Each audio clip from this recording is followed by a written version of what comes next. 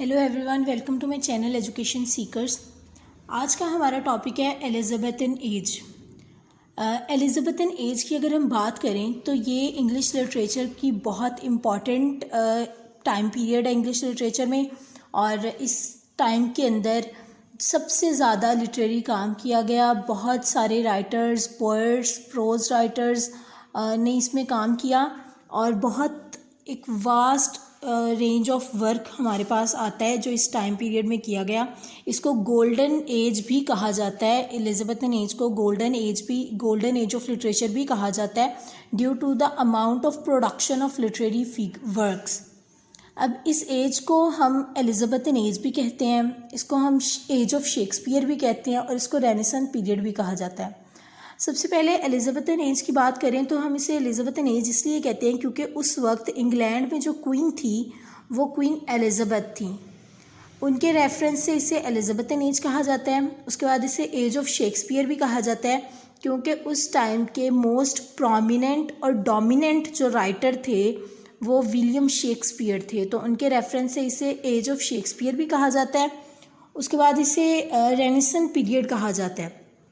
Renaissance period इसे इसलिए कहा जाता है क्योंकि उस टाइम पे क्वीन एलिज़ाबेथ के टाइम में, उनके दौर में यहाँ पे एक मूवमेंट जो आई थी, रेनेसां मूवमेंट जो है वो उनके टाइम पीरियड में इंग्लैंड में पहुँची थी, इसलिए इसे रेनेसां पीरियड भी कहा जाता है। और इसे ये जो एज है एलिज़ाबेथन पीरियड जो है ये 1558 टू 1603 तक जाता है। अब इसे रेनेसां पीरियड जो है वो कहा जाता है, लेकिन रेनेसां जो है वो यहाँ पे बॉर्न नहीं हुआ था, वो यहाँ की स्टार्टेड मूवमेंट नहीं थी। रेनेसां का ओरिजिन इंग्लैंड नहीं है। इसका थोड़ा सा मैं आपको बैकग्राउंड अगर बताऊँ तो रेनेसां जो है ये इटली से स्टार्ट हुआ था। 14-15 सेंचुरी में इटली में एक मूवमेंट आई इन लिटरेचर जिसको रेनेसां कहा गया। रेनेसां का एक्चुअली मीनिंग होता है, रेनेसां जो है ये फ्रेंच लैंग्वेज का वर्ड है और इसका मतलब होता है रीबर्थ। तो ये इसमें रीबर्थ थी, और रीबर्थ किस चीज़ की थी? लर्निंग की। इसको रिवाइवल ऑफ लर्निंग भी कहा जाता है रेनेसां को। तो ये इटली में आया, इटली से स्टार्ट हुआ, उसके बाद ये ग्रीक और रोम से होता हुआ ये इंग्लैंड में भी आया क्वीन एलिज़ाबेथ के टाइम में। अब जब ये क्वीन एलिज़ाबेथ के टाइम में आया तो वहाँ पे लिटरेरी जो वर्क था, जो लिटरेचर था, उसको बहुत इम्पॉर्टेंस मिलने लगी। उसको लिटरेचर जो है वो ब्रॉड हो गया। हर टाइप का लिटरेचर, सिर्फ हम लोग ये राइटिंग की बात नहीं कर रहे, इंग्लिश लिटरेचर ही नहीं, बल्कि हर टाइप का जो आर्ट था, पेंटिंग है, म्यूज़िक है, ड्रामा है, राइटिंग है, किसी भी किस्म का जो आर्ट था, हर टाइप का आर्ट उसे इम्पॉर्टेंस दी और वो बढ़ा। लोगों ने इसमें काम करना शुरू किया और उस टाइम पे जो है वो जो आर्टिस्ट थे उनको वैल्यू दी जाती थी, उनके काम को देखा जाता था। और इसकी एक वजह ये भी थी क्योंकि ये क्वीन एलिज़ाबेथ का टाइम पीरियड था और जो क्वीन एलिज़ाबेथ थी वो ख़ुद भी काफ़ी आर्टिस्टिक टाइप की थी। उन्हें आर्ट पसंद था, वो म्यूज़िक में बहुत अच्छी थी और उन्हें म्यूज़िक पसंद भी बहुत था। तो उन्होंने भी राइटर्स को, पोइट्स को और म्यूज़िशियंस जो थे, जितने भी आर्टिस्ट थे जिस भी टाइप के, उन्हें प्रमोट किया, उन्हें इनकरेज किया और उस टाइम पे काफ़ी लिटरेरी वर्क हुआ। अब जो रेनेसां है ये इंग्लैंड में पहुंचा कैसे था? ये 1453 एडी में तुर्क जो थे उन्होंने ग्रीक को इन्वेड किया और ग्रीक के जो स्कॉलर्स थे, इटली से रेनेसां ग्रीक आया था और ग्रीक पे जब तुर्क्स ने इन्वेड किया तो फिर जो ग्रीक स्कॉलर्स थे वो वहाँ से मूव किया उन्होंने और वो यूरोप के डिफरेंट एरियाज़ में जाके शिफ्ट हो गए, डिफरेंट एरियाज़ की तरफ मूव कर गए।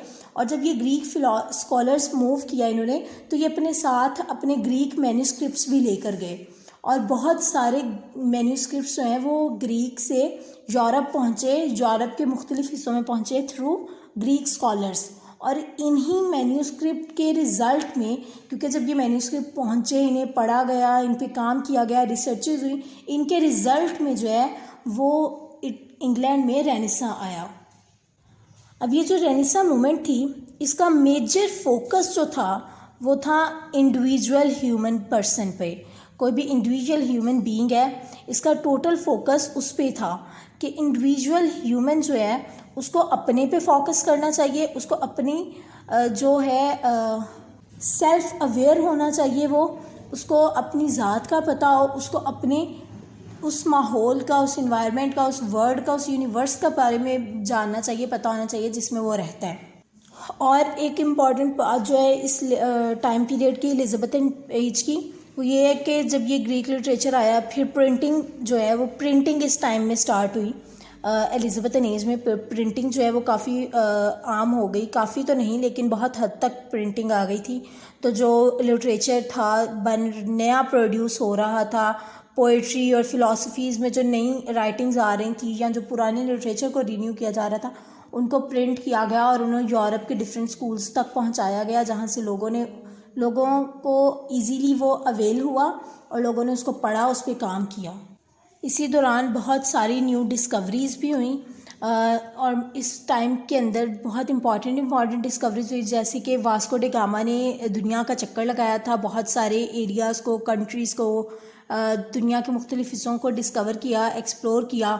कोलंबस ने अमेरिका एक्सप्लोर किया, कोपर्निकस ने सोलर सिस्टम एक्सप्लोर किया, और पहले हम जैसे कि बात कर चुके हैं कि प्रिंटिंग प्रेस जो है वो एक्सप्लोर हुई, बहुत प्रिंटिंग प्रेस इन्वेंट हुई और वो काफ़ी आम हो गया इस टाइम के अंदर। तो ये जो रेनेसा था, ये जो एलिज़ाबेथन एज थी, ये हर लिहाज से एनरिच्ड थी, लिटरेचर के लिहाज से, डिस्कवरीज़ के लिहाज से, फैशन के लिहाज से। इस टाइम का फैशन जो है वो बहुत इम्पॉर्टेंट फिगर था। उसके अलावा इस टाइम पीरियड का जो चीफ करेक्टरिस्टिक था, जो मेजर फोकस था, बहुत एक प्रोमिनेंट टर्म थी जो, वो था ह्यूमनिज़म। इस टाइम पीरियड के अंदर ह्यूमनिज़म पे बहुत फोकस किया गया, काफ़ी काम हुआ, काफ़ी राइटर्स ने इस टॉपिक पे लिखा। अब ह्यूमनिज़म क्या था कि ह्यूमनिज़म के अंदर वो डिस्कस करते थे that human has worth, dignity and power. एक इंडिविजुअल जो है उसको, उसकी अपनी एक वर्थ होती है, उसकी डिग्निटी होती है, हर इंडिविजुअल के पास अपनी एक पहचान होती है, अपनी पावर होती है। हर इंडिविजुअल को हक है कि वो अपने बारे में सोचे, फैसला करे, अपनी दुनिया के बारे में, दुनिया को देखे, एक्सप्लोर करे, ख़ुद को एक्सप्लोर करे, फिर दुनिया को एक्सप्लोर करे। तो इस पे वो बहुत फोकस किया गया, क्योंकि जो चर्च था वो बहुत सुप्रीम पार्ट थी चर्च की। तो ये जो ह्यूमनिज़म था ये उसके अगेंस्ट था, इसके अकॉर्डिंग जो था वो चर्च को इतना सुप्रीम नहीं होना चाहिए था। ह्यूमन जो है उसको अपनी, उसकी एक जो वर्थ है वो मिलनी चाहिए। इसी तरह ह्यूमनिज़म के काफ़ी सारे की फ़ीचर्स हैं, जिसके अंदर जो है कि इंसान जो है, मैन काइंड को प्रॉपरली स्टडी करना चाहिए। और इसके बाद इसकी जो काफ़ी एक इम्पॉर्टेंट फ़ीचर उसका ये था कि जो क्लासिकल एंटिक्विटी थी किसी भी कल्चर की, लिटरेचर की, मोस्ट इम्पोर्टेंटली ग्रीक की जो थी, उसको स्टडी किया गया, उसको रीडिस्कवर किया गया। उसके बाद इसका एक इम्पॉर्टेंट एस्पेक्ट ये भी था कि इंसान को अपना एक्सटर्नल यूनिवर्स जो है उसको डिस्कवर करना चाहिए, उसको डिस्कवर करना है। और इसी डिस्कवरी के साथ, इस सोच के साथ जो है वो इंसान, जैसे ही ह्यूमन ने अपना एक्सटर्नल यूनिवर्स डिस्कवर करना स्टार्ट किया, तो उसकी जो इमेजिनेशन है, उसका जो पॉइंट ऑफ व्यू है, उसका जो in a sense you could say कि इंसान ने आउट ऑफ द बॉक्स सोचना शुरू कर दिया, उसकी इमेजिनेशन जो है वो ब्रॉडन हो गई। इसी तरह ह्यूमनिज़म का एक और इम्पॉर्टेंट फीचर था कि इसने जो है वो जो फॉर्मल ब्यूटी थी ऑफ नेचर, ऑफ वर्ल्ड, उसकी तरफ जो है लोगों का रुझान बढ़ाया, उसकी तरफ ध्यान बढ़ाया। It enhanced the sensitiveness of formal beauty. इस तरह बहुत सारे राइटर्स ने ह्यूमनिज़म पे लिखा, पोइट्स ने लिखा, राइटर्स ने लिखा, प्रोज लिखे गए, काफ़ी काम हुआ ह्यूमनिज़म से रिलेटेड, क्योंकि ये उस टाइम का एक चीफ करेक्टरिस्टिक था रेनेसां का, इसीलिए इस पे काफ़ी काम हुआ है।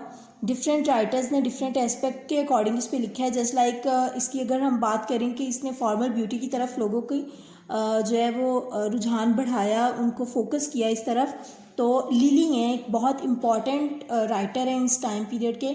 उनका एक वर्क है यूफिज़म, इन्होंने ये वर्क इसी एस्पेक्ट के अकॉर्डिंग लिखा था। उसके बाद एक बहुत इम्पॉर्टेंट एस्पेक्ट था ह्यूमनिज़म का कि जो इंसान है वो अपनी गलतियों का ख़ुद ज़िम्मेदार है, और जैसे कि पहले नहीं माना जाता था, ऐसे मोस्टली ऐसा नहीं करते थे, लेकिन इसके अकॉर्डिंग जो इंसान है, एक इंसान है, अगर उसने कुछ गलत किया है तो वो उसके लिए ख़ुद रिस्पॉन्सिबल है, कोई और उसके लिए रिस्पॉन्सिबल नहीं है, वो खुद ही उस अपने हर एक्शन के लिए इंसान रिस्पॉन्सिबल है। ये था ह्यूमनिज़म के बारे में। ह्यूमनिज़म क्या है, उसके फीचर्स क्या हैं, करैक्टरिस्टिक क्या हैं, होपफुली आपको इधर समझ आ गई होगी। अब हम नेक्स्ट बात करते हैं एलिज़ाबेथन टाइम के जो लिटरेचर है, जो मोस्ट इम्पॉर्टेंट चीज़ है जिसकी वजह से एलिज़ाबेथन पीरियड को golden age of English literature माना जाता है, उसके बारे में बात करते हैं। अब एलिज़ाबेथन एज जो थी उसके अंदर ड्रामा के अकॉर्डिंग भी काम हुआ, ड्रामास भी बने, क्योंकि इससे पहले जो था वो थिएटर इतना पॉपुलर नहीं था, लेकिन इस टाइम पीरियड में थिएटर बहुत पॉपुलर हो गया, तो ड्रामास पे काफ़ी काम हुआ, पोइट्री लिखी गई, प्रोज लिखे गए। और इस टाइम पीरियड का एक बहुत इम्पॉर्टेंट फिगर था, एक बहुत इम्पॉर्टेंट ग्रुप ऑफ ड्रामासिस्ट है, राइटर्स हैं, जिसको हम कहते हैं यूनिवर्सिटी विट्स। हम नहीं, सब कहते हैं यूनिवर्सिटी विट्स। तो एक ग्रुप था 7 पीपल का, जिसको 7 राइटर्स का, जिसको हम यूनिवर्सिटी विट्स कहते हैं। ये यूनिवर्सिटी विट्स जो थे, ये एक प्रोफेशनल सेट था ऑफ लिटरेरी मैन। मतलब उस टाइम पे जितने भी राइटर्स थे, पोइट्स थे, जितने भी लिटरेरी फिगर्स थे, वो सब जो है वो लिटरेचर को उन्होंने एक पार्ट टाइम कह लें कि या फिर हॉबी के टाइप तौर पे या पैशन के तौर पे उसको अडॉप्ट किया हुआ था। उनका प्रोफेशन लिटरेचर नहीं था, प्रोफेशन उनका जो है वो डिफरेंट थे। वो चर्च मैन भी थे, कुछ और भी टाइप के काम करते थे, मतलब डिफरेंट काम करते थे। और लिटरेचर जो था ये उनका साइड बाय साइड साइमल्टेनियसली वो इसको अडॉप्ट किया हुआ था। लेकिन ये जो यूनिवर्सिटी विट्स का एक ग्रुप था, ये सिर्फ इन्होंने लिटरेचर के लिए काम किया था। इन्होंने लिटरेचर को एज अ प्रोफेशन अडॉप्ट किया था। इन यूनिवर्सिटी विट्स में आते हैं 7 राइटर्स, जिनको कैटेगराइज भी कई दफ़ा कहीं जगह पे किया गया। जैसे कि इनमें से 3 जो राइटर्स थे वो कैम्ब्रिज यूनिवर्सिटी से ग्रेजुएटेड थे, 3 राइटर्स जो थे वो ऑक्सफोर्ड यूनिवर्सिटी से ग्रेजुएटेड थे, और एक राइटर जो है उनकी एजुकेशनल लाइफ के बारे में कुछ ज़्यादा लिखा नहीं है। तो इसके अंदर सबसे पहला फिगर है लिली। लिली जो है ये कैम्ब्रिज यूनिवर्सिटी से ग्रेजुएटेड थे, और ये बहुत बहुत इम्पॉर्टेंट फिगर है इस एलिज़ाबेथन एज का। हम आगे जाके विलियम शेक्सपियर को पढ़ेंगे, तो मैं आपको अभी बता दूं कि जो लिली हैं इनका बहुत ज़्यादा इन्फ्लुएंस था विलियम शेक्सपियर पे। विलियम शेक्सपियर जो थे वो इनसे बहुत ज़्यादा मोटिवेटेड थे, इम्प्रेस्ड थे, इन्फ्लुएंस्ड थे। इनकी राइटिंग को बहुत पसंद करते थे, पढ़ते थे, उस पर काम करते थे। तो लिली जो है ये बेसिकली एक राइटर थे, और इन्होंने बहुत सारे प्लेज लिखे हैं। इनके बहुत इम्पॉर्टेंट और बहुत फेमस एक वर्क है जिसको यूफियस कहा जाता है, और इनका एक बहुत जो अच्छा काम है वो है कंपास, सैफो, फाओ, एंडीमियम, मिडास। ये इनके कुछ पॉपुलर वर्क्स हैं। और ये जो थे लिली, ये इनका जो राइटिंग स्टाइल था वो ट्रेडिशनल था, मतलब ये जो लिखते थे वो एक ट्रेडिशनल एस्पेक्ट से लिखते थे, और इनके मोस्टली जो है वो रूरल सेटिंग्स होती थी, इनके प्लेस की रूरल सेटिंग्स होती थी, और ये एक ट्रेडिशनल एस्पेक्ट से लिखा करते थे। लेकिन इनका एक जो विड्रॉ कह लें वो ये भी था कि इनके प्लेस के अंदर एग्जेजरेशन बहुत ज़्यादा थी। ये बहुत एग्जेजरेट करके लिखा करते थे। इनका जो यूफिज्म वर्क है उसके अंदर ये जो फीचर है एग्जेजरेशन का, ये बहुत ज़्यादा पाया जाता है। इनके बाद अगर हम बात करें तो एक इनके दूसरे जो पायर थे वो थे जॉर्ज पेल। जॉर्ज पेल भी कैम्ब्रिज यूनिवर्सिटी से ग्रेजुएटेड थे, और ये भी बहुत अच्छे राइटर थे। और इनके बारे में ये है कि इनका एक जॉर्ज पेल का एक लिटरेरी बैंड था जिसके अंदर मार्लो, ग्रीन, थॉमस नैश और जॉर्ज पेल, ये 4 जो राइटर्स थे इनका एक लिटरेरी बैंड टाइप का बनाया था इन्होंने। और इसके अंदर जॉर्ज पेल बहुत इम्पॉर्टेंट रोल प्ले करते हैं। और ये जो जॉर्ज पेल हैं ये राइटर होने के साथ साथ एक एक्टर भी थे, ये एक्ट भी करते थे, और इन्होंने ऑलमोस्ट 6 डज़न प्लेज लिखे हैं। और इनके प्लेस जो हैं वो काफ़ी अच्छे हैं, काफ़ी पॉपुलर हैं, काफ़ी फेमस हैं। इनका एक इम्पॉर्टेंट प्ले है द अराइवमेंट ऑफ पेरिस। उसके बाद इनका एक बहुत फेमस वर्क है डेविड एंड बाथशेबा। ये बहुत इंपॉर्टेंट है, इनका वर्क है जॉर्ज पील का, डेविड एंड बाथशेबा, इसका नाम याद रखिएगा। उसके बाद जो डेविड एंड बाथशेबा है, इसके अंदर इस वर्क के अंदर बहुत खूबसूरत इन्होंने लाइंस लिखी हैं। और इस बुक में, इस वर्क के अंदर जो मार्लो हैं और पील हैं, उन्होंने भी इसके अंदर कंट्रीब्यूट किया था। उन्होंने इनमें ब्लैंक वर्ड्स को ऐड किया था। अब यहाँ पे मैं आपको बता दूँ कि ब्लैंक वर्ड्स जो हैं ये बहुत यूज़ हुआ था इस टाइम पीरियड के दौरान, और इसको आगे कंटिन्यू किया था। इसको फर्स्टली ऐसे ही यूज़ किया था, काफ़ी राइटर्स ने इसे डिफरेंट जगह पे पोइट्री फॉर्म में यूज़ किया है। ब्लैंक वर्ड्स को एक्चुअली ऐसी वर्सेस होती हैं जो नॉन रिदमिक होती हैं, जो राइम फॉर्म में नहीं होती हैं, तो इनको काफ़ी यूज़ किया गया। और यहाँ मैं आपको बता दूं कि विलियम शेक्सपियर जो हैं उन्होंने इसको बहुत ज़्यादा यूज़ किया था ब्लैंक वर्ड्स को बाद में। एक और जो यूनिवर्सिटी विट के जो थर्ड एक राइटर हैं वो हैं थॉमस लॉज। थॉमस लॉज भी कैम्ब्रिज यूनिवर्सिटी से ग्रेजुएट हुए थे, और ये भी बहुत इम्पॉर्टेंट राइटर हैं उस टाइम के। इन्होंने भी काफ़ी लिटरेरी वर्क किया था। इनके बाद आते हैं रॉबर्ट ग्रीन। रॉबर्ट ग्रीन जो हैं ये ऑक्सफोर्ड यूनिवर्सिटी से ग्रेजुएट हुए थे, और ये इन्होंने बहुत डिसल्यूट सी लाइफ स्पेंड की थी, बिल्कुल भी मतलब ऐसे अनहैप्पी लाइफ स्पेंड की। उसके बाद इनकी जो डेथ है वो भी ऐसे ही हो गई, डिस्ट्रेस और डेब्ट की वजह से इनकी डेथ भी हो गई। तो मतलब एक काफ़ी दुखी ज़िंदगी गुजारी है इन्होंने, लेकिन इनके प्लेस बहुत अच्छे थे, बहुत अच्छे प्लेस थे, बहुत फेमस हैं, और अब तक इनके प्लेस पे इनको पढ़ा जाता है, काम किया जाता है। इनका एक बहुत अच्छा वर्क है ऑरलैंडो फ्यूरियोसो, और फ्रायर बेकन इन्होंने एक लिखा था। उसके बाद फ्रायर बंगे, और इनका जो सबसे इम्पॉर्टेंट और इफ़ेक्टिव प्ले था वो था फ्रायर बेकन एंड फ्रायर बंगे। इसके अंदर इन्होंने दो एस्पेक्ट्स को एक्सप्लेन किया था। एक तो इन्होंने इसके अंदर जो है वो बात की थी जो चर्च ऑफिशियल्स हैं उनसे रिलेटेड, और दूसरा एस्पेक्ट इसके अंदर एक लव स्टोरी को डिस्कस किया गया था, उसके बारे में लिखा गया। तो ये इनका ये प्ले है, और ये काफ़ी इम्पॉर्टेंट इनका प्ले है, काफ़ी फेमस प्ले है। फिर आते हैं थॉमस नैश। थॉमस नैश जो हैं इन्होंने भी ऑक्सफोर्ड यूनिवर्सिटी से ग्रेजुएट किया था। ये भी बहुत इंपॉर्टेंट फिगर है, यूनिवर्सिटी विट्स का पार्ट है, और इनका भी काफ़ी सारा लिटरेरी वर्क है। उनके बाद आते हैं क्रिस्टोफर मार्लो।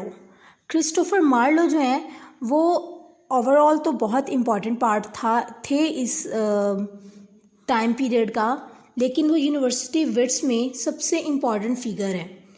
क्रिस्टोफर मार्लो जो हैं इनका टाइम पीरियड, इनकी जो एज थी वो था 1564 टू 1593 तक। उसके बाद क्रिस्टोफर मार्लो जो हैं इन्होंने ऑक्सफोर्ड यूनिवर्सिटी से ग्रेजुएट किया था, और जैसा कि मैं आपको पहले बताया था कि जो जॉर्ज पेल थे उनका एक लिटरेरी बैंड था जिसके अंदर 4 राइटर्स थे, उनमें एक क्रिस्टोफर मार्लो भी थे, और उस बैंड के सबसे इम्पॉर्टेंट और सबसे ग्रेटेस्ट जो मेंबर थे वो क्रिस्टोफर मार्लो ही थे। और क्रिस्टोफर मार्लो के जो प्लेज हैं वो बहुत फेमस हैं अपने प्लॉट की वजह से। क्रिस्टोफर मार्लो के प्लेज बहुत फेमस हैं। इनका जो फर्स्ट प्ले था वो इन्होंने 1587 में लिखा था, टम्बरलेन, और ये बहुत इनका इम्पॉर्टेंट प्ले है, बहुत फेमस प्ले है, और ये इनका फर्स्ट प्ले था, इसका नाम याद रखिएगा, टम्बरलेन। और इसके बाद इस प्ले ने पब्लिक को बहुत इन्फ्लुएंस किया था। इस प्ले के अंदर जो है बहुत इम्पॉर्टेंट इसका फीचर था कि इसके अंदर ब्लैंक वर्स को यूज़ किया गया था और काफ़ी एक्सपर्टाइज के तरीके से यूज़ किया गया था। उसके अलावा ये प्ले जो है ये ब्यूटी, इसके अंदर जो ब्यूटी की बात की गई थी वो बहुत ज़्यादा की गई थी, और बहुत सेंसिटिवनेस दिखाई गई थी ब्यूटी की। उसके बाद इनका जो ये प्ले था ये उस टाइम पे जो टेरर ऑफ द वर्ल्ड था, दुनिया में जो टेरर था, और जो उसके बारे में बात की थी इन्होंने, और इस वजह से इनका ये प्ले बहुत फेमस है और ये बहुत सक्सेसफुल प्ले था इनका। उसके बाद एक इनका बहुत इंपॉर्टेंट वर्क है जिसका नाम शायद आपने सुना होगा, डॉक्टर फॉस्टर्स। ये इनका बहुत इंपॉर्टेंट प्ले था, और डॉक्टर फॉस्टर्स जो है वो इनके इस ड्रामा के हीरो भी थे। हीरो का नाम था, मतलब जो प्रोटैगनिस्ट था वही डॉक्टर फॉस्टर्स थे और यही इनके प्ले का नेम भी है। और ये बहुत इसकी एक रोमांटिक टाइप की सेटिंग थी, रोमांटिक प्लॉट था इसका, लेकिन इसका जो है ये ट्रेजिकल हिस्ट्री पे लिखा गया था। मतलब ये जो रेनेसां का उस वक्त ट्रेंड चल रहा था बिल्कुल उसके अकॉर्डिंग लिखा गया था इसको। उसके अलावा क्रिस्टोफर मार्लो के जो प्लेस थे उनका एक पॉइंट था, बहुत इंपॉर्टेंट पॉइंट है कि जो क्रिस्टोफर मार्लो जो प्लेस लिखते थे उनके अंदर जो इनके प्रोटैगनिस्ट होते थे, जो हीरोज़ होते थे, वो बहुत ओवर एम्बिशियस होते थे। उनके वो करेक्टर को ऐसे बिल्ड करते थे कि वो बहुत ओवर एम्बिशियस शो करवाते थे उनको। जैसे कि इनका एक प्ले था द ज्यू ऑफ माल्टा, इसके अंदर इन्होंने लव ऑफ गॉड के बारे में बात की है। और उसके बाद इनका था, बात करते हैं हम कि ये जो क्रिस्टोफर मार्लो के ये जो प्लेस का मैंने आपको नाम बताए हैं, ये इनको क्रिस्टोफर मार्लो की ट्रेजेडीज़ कहा जाता है। ट्रेजेडीज़ के नाम से भी इनको याद किया जाता है। टम्बरलेन, डॉक्टर फॉस्टर्स और द ज्यू ऑफ माल्टा, ये क्रिस्टोफर मार्लो की 3 ट्रेजेडीज़ हैं। इनके ट्रेजेडीज़ इन्हें इसलिए कहा जाता है क्योंकि ये काफ़ी ट्रेजिक अंदाज में, ट्रेजिक प्लॉट था इनका, इनकी सेटिंग काफ़ी ट्रेजिक थी, तो इसलिए इनको क्रिस्टोफर मार्लो की ट्रेजेडीज़ भी कहा जाता है। उसके बाद क्रिस्टोफर मार्लो का जो लास्ट प्ले था वो था एडवर्ड सेकंड, और ये इनका बेस्ट प्ले माना जाता है टेक्निकल पॉइंट ऑफ व्यू के लिहाज से। इसमें कुछ लैक्स थे, कुछ ड्रॉबैक्स थे, रिदमिक ब्यूटी इसमें इतनी ज़्यादा नहीं थी, लेकिन ये अपने टेक्निकल पॉइंट ऑफ व्यू के लिहाज से इनका बेस्ट प्ले माना जाता है एडवर्ड सेकंड जो था। जो क्रिस्टोफर मार्लो थे, इनकी ये जो लैंग्वेज यूज़ करते थे अपनी प्लेस के अंदर, ये काफ़ी फॉर्मल लैंग्वेज यूज़ करते थे, easy to understand language use करते थे। और इनकी लैंग्वेज जो थी ये शेक्सपियर के प्ले से ज़्यादा फॉर्मल थी। और इन्हें जो है वो कई जगह पे कई राइटर्स जो हैं, कई क्रिटिक्स जो हैं, ये इन्हें father of English dramatic poetry भी मानते हैं क्रिस्टोफर मार्लो को। तो ये थे क्रिस्टोफर मार्लो के बारे में। अब हम जो इस यूनिवर्सिटी विट के जो लास्ट फिगर हैं उनकी बात करते हैं, थॉमस किड। थॉमस किड बहुत इंपॉर्टेंट फिगर हैं। अगेन इसका एक्चुअली इस टाइम पीरियड को गोल्डन एज कहा गया है। तो फिर इस टाइम पीरियड के अंदर जितने भी लिटरेरी वर्क हुए डेफिनेटली वो बहुत आउटस्टैंडिंग हुए थे, और इसीलिए इस टाइम पीरियड का जितने भी फिगर्स हैं, लिटरेरी फिगर्स हैं, वो सब ही बहुत इम्पॉर्टेंट हैं। तो हमें सबके बारे में पढ़ना है, क्योंकि हमने तो पढ़ना ही है, इंग्लिश लिटरेचर के बच्चे हैं आप लोग, तो आप लोगों ने इसको पढ़ना है, समझना है और इसको याद रखने की कोशिश करनी है। तो लास्ट फिगर इसमें आते हैं थॉमस किड। यूनिवर्सिटी विट्स के लास्ट फिगर जो हैं वही थॉमस किड है। इनका टाइम पीरियड जाता है 1558 टू 95 तक। अब जो थॉमस किड थे, इनका जो फर्स्ट वर्क था, फर्स्ट इन्होंने जो वर्क लिखा था जिसका नाम था द स्पेनिश ट्रेजेडी, ये इनका बहुत ज़बरदस्त काम गया था, ये बहुत पॉपुलर हुआ था। इसको बहुत सारी यूरोपियन लैंग्वेजेस में ट्रांसलेट भी किया गया था। अब इसके अंदर इन्होंने एक टर्म इंट्रोड्यूस करवाई थी ब्लड एंड थंडर की। ये जो एलिमेंट था ब्लड एंड थंडर, इसने इनके प्लेस को ज़्यादा अट्रैक्टिव बना दिया था। और इनके जो प्लेस हैं, इनका ये जो प्ले था द स्पेनिश ट्रेजेडी, इनको प्री शेक्सपियरियन का मोस्ट अट्रैक्टिव प्ले भी माना जाता है। और इसकी वजह थी इनका ये जो ब्लड एंड थंडर एलिमेंट जो इन्होंने इंट्रोड्यूस करवाया था ये।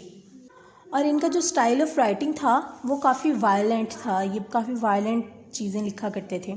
अब ये जो अभी तक हम लोगों ने पढ़े हैं ये सारे थे यूनिवर्सिटी विट्स, और ये बहुत इम्पॉर्टेंट फिगर है, बहुत इम्पॉर्टेंट एस्पेक्ट है, चीज़ है। इसके अंदर एलिज़ाबेथन एज के अंदर इसको अच्छे से पढ़िएगा, होपफुली आपको इसकी समझ आ गई होगी। इसके बाद हम ये यूनिवर्सिटी विट्स हमारा क्लियर हो गया यहाँ पे। उसके बाद उस टाइम के जो ड्रामाटिस्ट थे उनके अंदर अब मैं आपको उनकी डिटेलिंग नहीं बता सकूँगी। उसके ड्रामाटिस्ट थे, पोइट्स भी थे आगे, और फिर प्रोज राइटर भी थे।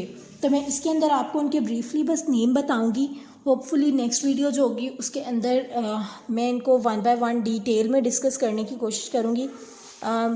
इनफैक्ट जो नेक्स्ट वीडियो मैं अपलोड करूँगी उसके अंदर हम इसके जो बाकी का जो चीज़ें रह गई हैं शेक्सपियरियन एज को भी डिस्कस करना है, वो बहुत इंपॉर्टेंट है। उसके ऊपर एक मैं सेपरेट डिटेल वीडियो बनाऊंगी। अभी के लिए मैं आपको इतना बता दूं कि इसके बाद हम ड्रामाटिस्ट की अगर बात करें तो सबसे इम्पॉर्टेंट जो फिगर हैं इस टाइम पीरियड के वो हैं विलियम शेक्सपियर। विलियम शेक्सपियर बहुत इंपॉर्टेंट है, इसका आपको इसी से पता चल जाएगा क्योंकि इसको एज ऑफ शेक्सपियर भी कहा जाता है। तो इससे पता चलता है कि ये कितने इम्पॉर्टेंट फिगर थे उस टाइम पीरियड के, और इन्होंने बहुत अच्छे काम किए, बहुत ज़्यादा काम किए, और इन्होंने almost round about 37 to 40 plays लिखे थे, 154 सॉनेट्स लिखी थी, और इनका काम इतना ज़्यादा था कि उसे डिफरेंट टाइम पीरियड्स के अंदर डिवाइड किया गया है। अब इनके मैं आपको कुछ इनके फेमस जो प्लेज हैं उनका मैं आपको नाम बता देती हूँ। एक तो आपने सुना ही होगा, सब जानते होंगे, रोमियो एंड जूलियट जो प्ले था, अब तक लोग उसको देखते हैं, सुनते हैं, पढ़ते हैं, बहुत पसंद किया जाता है, वो विलियम शेक्सपियर का प्ले था। उसके बाद the two gentleman of Verona, the comedy of errors, a midsummer night's dream, Julius Caesar, Hamlet, ये सारे जो हैं ये विलियम शेक्सपियर के वर्क्स हैं। इनको हम होपफुली नेक्स्ट वीडियो में डिटेल में डिस्कस करेंगे। उसके अलावा इस टाइम के जो ड्रामाटिस्ट थे उनमें विलियम शेक्सपियर सबसे प्रोमिनेंट फिगर हैं। उनके अलावा आते हैं Ben Jonson, Thomas Middleton, John Webster, John Ford, Francis Beaumont, Philip Massinger. उसके बाद जो पोइट्स हैं इस टाइम के सबसे फेमस, उसके अंदर आते हैं Thomas Sackville, Thomas Norton, George Edmund Spenser, Thomas Wyatt, Henry Howard, sir Philip Sidney, Daniel Michael Drayton. और जो प्रोज राइटर हैं उनमें आते हैं sir Philip Sidney, Francis Bacon, Hooker, William Webb. Hopefully आपको आज के लेक्चर की समझ आ गई है। अगर समझ आ गई है आपको तो आपको मुबारक हो, आपको समझ आ गई है, अच्छी बात है, आ जानी चाहिए थी। लेकिन हम लोग जो रह गया है, जो टाइम पीरियड इसका रह गया है, एलिज़ाबेथन एज का जो पार्ट रह गया है जिसके अंदर हमारे ड्रामाटिस्ट, पोइट्स और प्रोज का पार्ट है, उसको हम नेक्स्ट वीडियो में इंशाल्लाह डिस्कस करेंगे। और ये वाला लेक्चर यहीं पे ख़त्म होता है। अगर आपको लेक्चर की समझ आई है तो काइंडली लाइक करें मेरे चैनल, इस वीडियो को लाइक करें, शेयर करें और मेरे चैनल को सब्सक्राइब करें, और अपने दोस्तों की मदद करने के लिए ये वीडियोज़ को उनके साथ भी शेयर करें।